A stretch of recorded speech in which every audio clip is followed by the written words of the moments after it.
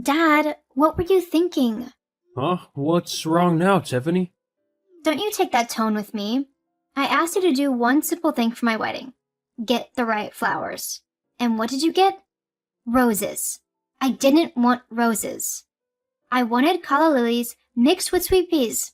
How stupid do you have to be to get something so easy, so wrong? Are you actually a simpleton?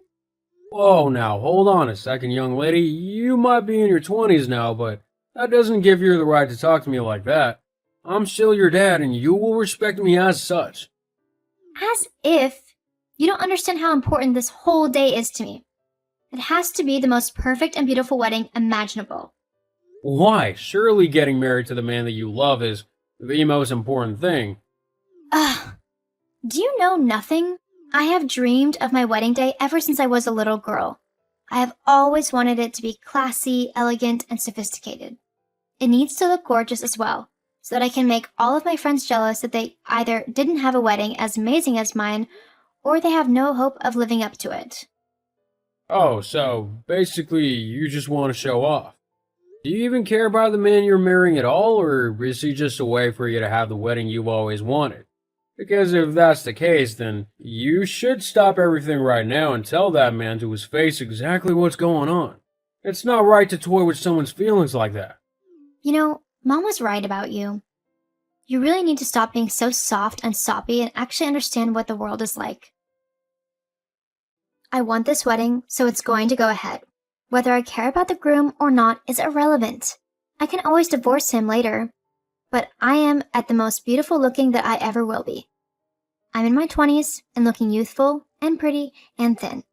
If I want the perfect wedding with the perfect dress, then I can't wait any longer, as I'll get old and wrinkly and fat. I want to be able to look back at my wedding pictures and remember how gorgeous I felt. Your mom has really spoiled you. I can't believe that you're the same little girl I used to carry around on my shoulders. You've become so horrible and cold, and I honestly don't know who you are anymore. Look, Dad, you don't need to understand my reasons for why I'm doing what I'm doing. You wouldn't get it anyway. I just need you to actually do what I ask and get the right things. I can't have anything go wrong at my wedding. Speaking of which, are you inviting Zoe to come with you? I'm not sure yet. Maybe. Why? If she comes, she needs to look so much better than she usually does. I can't have someone looking ugly in my wedding photos. She'll need to arrange to have her hair and makeup professionally done, and she'll need a new dress that costs her at least over $500. It needs to be modern, chic, and sophisticated. I'm sure she hasn't got anything like that already, so she'll have to buy something new. I see.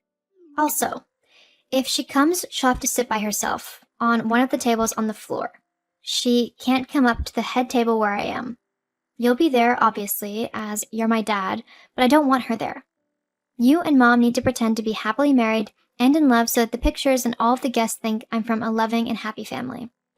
I don't want anyone gossiping about how I'm a child of divorce or anything. I'm sure no one will care if you're a child of divorce or whatever.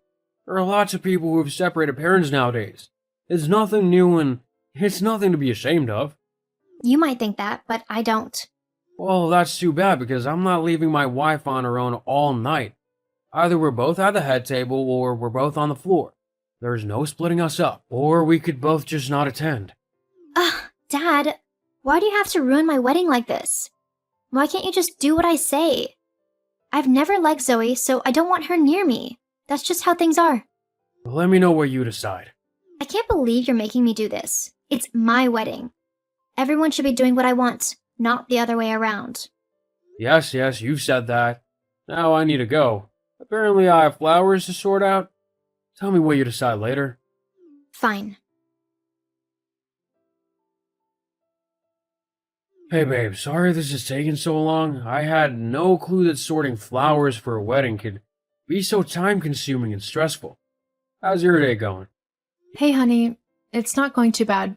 The children are being little terrorists today, but I don't mind. That's what school is for, to help them get their energy out. How is all of the wedding planning going? Has Tiffany had a meltdown yet? Not quite, but almost. She was honestly freaking out over flowers that I picked. I mean, I thought roses were a symbol of love or something like that, but apparently she wants calla lilies and sweet peas or something like that. I don't know, it's very confusing. Now you know how I felt during our wedding. Not easy, is it? I take back all the stupid things I said when you were organizing our wedding. I have tasted but a fraction of the pain you went through, and I already feel like chucking myself off a cliff. Haha, yeah. Weddings will make you feel like that. So, when is it? Are we going? It's the 24th of July, so only a couple of weeks away. And I don't know, do you really want to go? Huh? Why wouldn't I want to go? This is your daughter, my stepdaughter, who's getting married. Wouldn't you want to see that? I guess, but it's not even a real wedding. What do you mean? It's a fake wedding. I think Tiffany's only going through with it so that she can have the perfect wedding and look perfect during it. She probably only wants to take videos and photos of it so she can post them to her Instagram story or TikTok or something stupid like that. She doesn't really care about the groom. She even told me that herself. All she's interested in is being the center of attention for the day and making as many people jealous as she can. She actually told you all of this?